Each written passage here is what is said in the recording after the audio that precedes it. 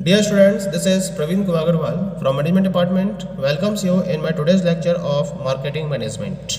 In today's lecture, we will discuss upon the topic basis for segmenting the market. यानी कि आज के lecture में हम डिस्कस करेंगे कि वो कौन कौन से बेसिस हैं जिनको फॉलो करते हुए हम किसी भी पर्टिकुलर मार्केट को डिफरेंट सेगमेंट्स में डिवाइड कर सकते हैं। तो इसके लिए यहाँ मैंने एक प्रॉपर चार्ट डेवलप किया है और यहाँ हम मार्केट को सेगमेंट करने के लिए डिफरेंट बेसिस को फॉलो कर सकते हैं, जिसमें से the very first one is the on the basis of the consumer personal characteristics, second one is the on the basis of the consumer response. तो दो पार्ट में डिवाइड करा है मैंने इसको। एक तो नॉन बिहेवियरल सेगमेंटेशन होता है और दूसरा क्या होता है behavioural segmentation. Non behavioural segmentation की जब हम बात करते हैं तो इसको हम पर्टिकुलर 4 टाइप्स में डिवाइड कर देते हैं। The very first one is the geographical segmentation, second one is the demographic segmentation, third one is the socio economic segmentation and the fourth one is the psychographic segmentation. और इसी तरीके से जब हम बिहेवियरल सेगमेंटेशन की बात करते हैं तो इसको हम 5 पार्ट्स में डिवाइड करते हैं। Benefits segmentation, user status segmentation, usage rate segmentation and the loyal status segmentation and the attitude segmentation. तो इस तरीके से इस पर्टिकुलर चार्ट के बेसिस पर हम मार्केट को सेगमेंट करने के लिए जो भी बेसिस है उनके बारे में प्रॉपर डिस्कशन करेंगे। Now come to the very first one and this is known as the geographical segmentation.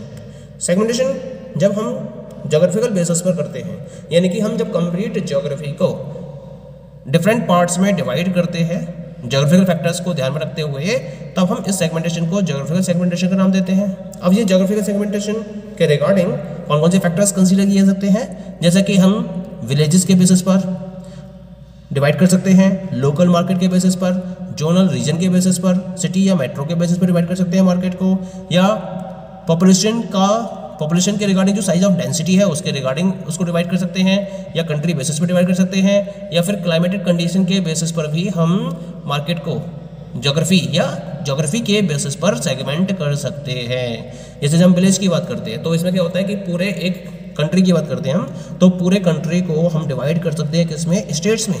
ऐसे ही हम स्टेट्स की बात करते हैं तो हर स्टेट को हम डिवाइड कर सकते हैं किसमें, डिस्ट्रिक्ट्स में डिवाइड कर सकते हैं। हर डिस्ट्रिक्ट को हम सिटी या फिर तहसील्स में डिवाइड कर सकते हैं, तहसील को हम ब्लॉक्स में डिवाइड कर सकते हैं, ब्लॉक्स को हम विलेजेस में डिवाइड कर सकते हैं। और इस तरीके से जहाँ जहाँ हमें अपने गुड्स को सेल करना होता है उसमें से टारगेटेड ग्रुप ऑफ कस्टमर्स को सिलेक्ट कर सकते हैं। ठीक है, तो ये हो गया विलेज के बेसिस पर। ऐसे ही लोकल मार्केट के बेसिस पर डिवाइड कर सकते हैं, या फिर हम जोनल रीजन के बेसिस पर डिवाइड कर सकते हैं। जैसे मैंने ऑल ओवर इंडिया को 4 जोन में डिवाइड कर दिया, east zone, west zone, north zone और साउथ जोन। तो इस तरह से ये 4 सेगमेंट्स पॉसिबल हो सकते हैं जोनल रीजन के अकॉर्डिंग। तो इसी तरीके से हम इनमें से किसी भी एक फैक्टर को कंसीडर करते हुए ज्योग्राफिकल सेगमेंटेशन को पॉसिबल कर सकते हैं। Now come to the second one and this is known as the demographic segmentation. Demographic का मतलब क्या होता है कि जब हम मार्केट को सेगमेंट करते हैं तो डिफरेंट टाइप के डेमोग्राफिक फैक्टर्स को कंसीडर करते हैं और इन डेमोग्राफिक फैक्टर्स के बेसिस पर ही हम मार्केट को डिफरेंट सेगमेंट्स में डिवाइड कर देते हैं। जैसे इंपॉर्टेंट डेमोग्राफिक फैक्टर्स कौन कौन से हैं, the very first one is the age, second one is the gender, third one marital status, fourth one education, next one income और occupation, then religion, then race, then family size, then family life cycle and then nationality. तो पहले बात करते हैं हम as की। As के according भी मार्केट को डिफरेंट पार्ट्स में डिवाइड किया जा सकता है। जैसे कि सबसे पहले बात आती है चाइल्डहुड की, फिर आती है टीन एज की, इसका आता है यंग स्टेज, फिर एडल्ट स्टेज, फिर ओल्ड स्टेज। तो इस तरह से ये क्या हो गया, एज के बेसिस पर क्राइटेरिया हो गया। अब क्या होता है, मार्केटर्स क्या करते हैं जब अपने प्रोडक्ट को लॉन्च करते हैं मार्केट के अंदर, तो वे देखते हैं कि किस एज ग्रुप के कस्टमर्स मैक्सिमम क्वांटिटी में अवेलेबल हैं और वो क्या करते हैं उसी एज ग्रुप के अकॉर्डिंग अपने प्रोडक्ट्स को मार्केट में अवेलेबल कराने के लिए एफर्ट्स करते हैं। यानी जो सेगमेंट्स उन्हें प्रॉफिटेबल दिखाई देते हैं एज के पॉइंट ऑफ व्यू से, उन पर्टिकुलर सेगमेंट्स में वो अपने प्रोडक्ट्स को अवेलेबल कराते हैं। जैसे चाइल्ड सेगमेंट की बात करते हैं तो जो जॉनसन एंड जॉनसन है वो चाइल्ड सेगमेंट में अपने प्रोडक्ट्स को अवेलेबल कराता है। तो उसने क्या कर रखा है, उसने एज के बेसिस पर मार्केट को पहले सेगमेंट करा और उसमें से उसको जो प्रॉफिटेबल सेगमेंट दिखाई दिया उसके अकॉर्डिंग अपने प्रोडक्ट्स उसने अवेलेबल कराने शुरू कर दिए। क्लियर। ऐसे हम बात करते हैं जेंडर बेसिस पर, तो यहाँ पर जेंडर बेसिस पर हम 2 पार्ट में डिवाइड कर सकते हैं, या तो मेल सेगमेंट होगा या फिर फीमेल सेगमेंट होगा। तो मार्केटर्स जब अपने प्रोडक्ट को लॉन्च करते हैं तो ये देखते हैं पहले कि मेल सेगमेंट के अकॉर्डिंग प्रोडक्ट्स को अवेलेबल कराना है या फिर फीमेल सेगमेंट्स के अकॉर्डिंग प्रोडक्ट को अवेलेबल कराना है। जैसे कॉस्मेटिक प्रोडक्ट्स की बात करें तो कॉस्मेटिक प्रोडक्ट्स में भी 2 तरीके की रेंज अवेलेबल होती हैं, one for the male and second one is the for female. तो यहाँ पर मार्केटर पहले मेल और फीमेल सेगमेंट में अपॉर्चुनिटीज़ को सर्च करते हैं और फिर उस अपॉर्चुनिटीज़ के अकॉर्डिंग मेल या फीमेल या फिर दोनों के लिए ही वो कॉस्मेटिक प्रोडक्ट्स को मार्केट में अवेलेबल कराते हैं।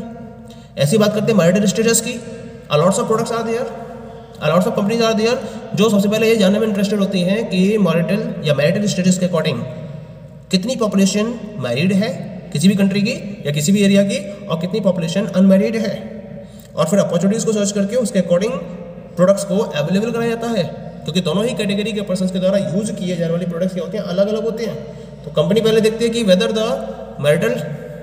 द पर्सन इज मैरिड और unmarried. Second one is the education, हर एजुकेशन को ऑक्यूपाई करने वाले पर्सन्स का या उसके अकॉर्डिंग प्रोडक्ट्स को मार्केट में अवेलेबल कराया जाता है, क्योंकि डिफरेंट एजुकेशन या डिफरेंट लेवल पर एजुकेटेड पर्सन्स मार्केट में अवेलेबल है। Some persons are 12th pass, some graduate, some post graduate, some of the professionals are there, और कुछ इलिटरेट भी होते हैं, कुछ 8th पास भी होते हैं।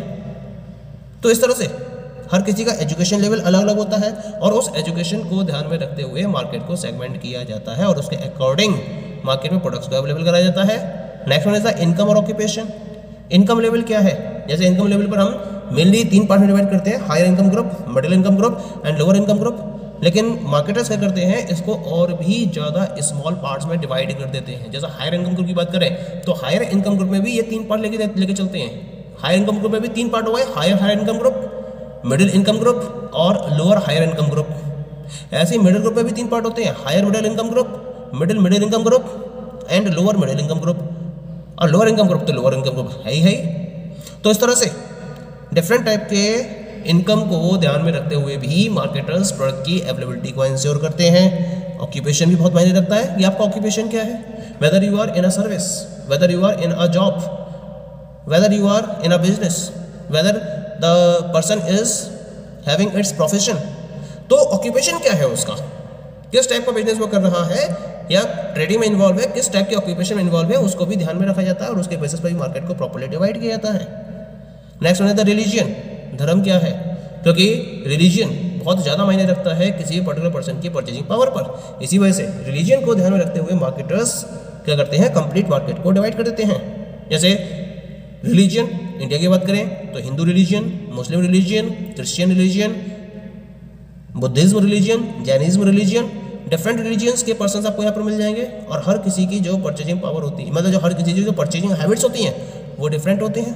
तो इसी वजह से आप रिलीजन के बेसिस पर भी कंप्लीट पॉपुलेशन को डिफरेंट सेगमेंट्स में डिवाइड कर सकते हो।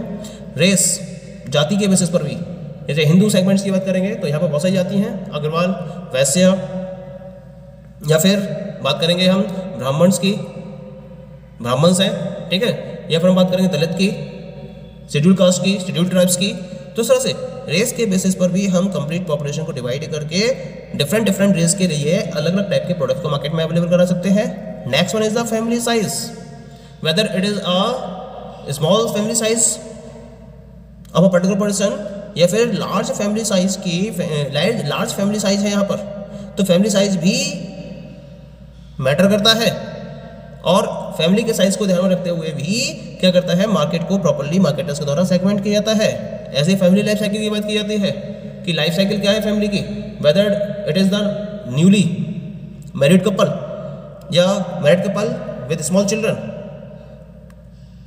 Married couple with 2 small children, married couple with younger children, married couple with elder children, married couple with married children.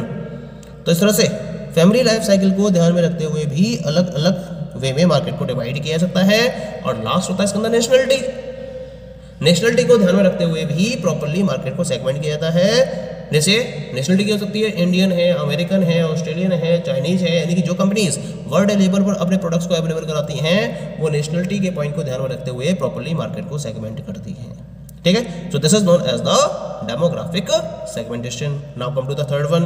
Third one is the socio economic segmentation.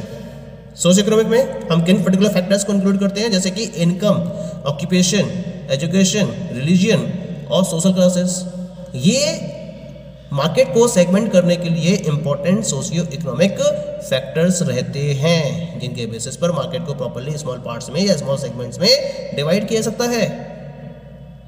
The are components of socio economic characteristics of a target population, यानी कि क्योंकि ये किसी भी target population की socio economic characteristics को represent करते हैं, इसी वजह से इसको हम सोशियो इकोनॉमिक सेगमेंटेशंस में इंक्लूड करते हैं। इनकम को हम डेमोग्राफी फैक्टर्स में भी स्टडी कर चुके हैं, ऑक्यूपेशन को भी डिस्कस कर चुके हैं, एजुकेशन को भी, रिलीजियन को भी, और एक होता है social class, whether it is a high social class of a person और it is a middle social class और it is a lower social class. तो जो पर्टिकुलर पर्सन की परचेजिंग होती है वो उसकी सोशल क्लास पर डिपेंड करती है। इसी वजह से मार्केटर्स क्या करते हैं, कंप्लीट सोसाइटी को सोशल क्लास के बेसिस पर भी डिवाइड करते हैं, whether there is a higher social class available in the society और middle social class available in the society और lower social class available in the society. और इनको ध्यान में रखते हुए इन क्लास के स्टैंडर्ड्स के अकॉर्डिंग मार्केट में प्रोडक्ट्स की अवेलेबिलिटी को एंश्योर करते हैं। तो हम इस टाइप के सेगमेंटेशन को सोशियो इकोनॉमिक सेगमेंटेशन में इंक्लूड करते हैं, ठीक है। And the next one is that is the psychographic segmentation. Psychographic segmentation क्या होता है, इसका मतलब होता है जब हम डिफरेंट टाइप के फैक्टर्स जैसे कि साइकोलॉजिकल, सोशियोलॉजिकल, एंथ्रोपोलॉजिकल और इसके साथ साथ self concept and life style, in factors को कंसीडर करते हुए मार्केट को स्मॉल पार्ट्स में डिवाइड करते हैं या सेगमेंट करते हैं, तो हम इसको साइकोग्राफिक सेगमेंटेशन का नाम देते हैं। ये सारे साइकोग्राफिक फैक्टर्स होते हैं, ये साइकोलॉजिकल फैक्टर है या किसी पर्टिकुलर पर्सन की साइकोलॉजी को ध्यान में रखते हुए हम मार्केट को डिवाइड कर सकते हैं, या फिर सोशियोलॉजिकल फैक्टर्स होते हैं, या फिर एंथ्रोपोलॉजिकल फैक्टर्स होते हैं, या सेल्फ कॉन्सेप्ट को ध्यान में रखते हुए, पर्सन्स के लाइफ स्टाइल को ध्यान में रखते हुए भी मार्केट को स्मॉल पार्ट्स में डिवाइड किया जाता है, जिसे हम साइकोग्राफिक सेगमेंटेशन में इंक्लूड करते हैं।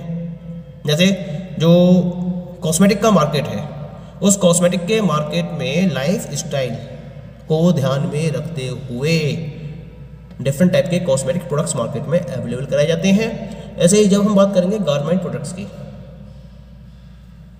तो गारमेंट्स के मार्केट में a large of varieties available from a very lowest cost to a very highest cost. एक लोएस्ट कॉस्ट से या लोएस्ट प्राइस से लेकर हाईएस्ट प्राइस तक के गारमेंट प्रोडक्ट्स आपको मार्केट में अवेलेबल होंगे, जो किसी पर्टिकुलर पर्सन की लाइफ स्टाइल के अकॉर्डिंग डेवलप किए जाते हैं। जैसा लाइफ स्टाइल होता है पर्सन का, उसके अकॉर्डिंग ही मार्केट में गारमेंट्स की अवेलेबिलिटी को एंश्योर किया जाता है, क्योंकि जो मार्केट में गारमेंट्स की सेल होती है वो लाइफ स्टाइल के बेसिस पर ही सेल होती है। पर्सन्स जिस लाइफ स्टाइल को फॉलो करते हुए अपने बिहेवियर को शो करते हैं, बाइंग बिहेवियर को शो करते हैं, उसके अकॉर्डिंग ही प्रोडक्ट्स को परचेज करना चाहते हैं। और इस लाइफ स्टाइल को और सेल्फ कॉन्सेप्ट को ध्यान में रखते हुए ही different garment manufacturing companies different variety के गारमेंट प्रोडक्ट्स को मार्केट में अवेलेबल कराती हैं। Okay, rest of the basis for segmentation we will discuss in the next lecture. Thank you.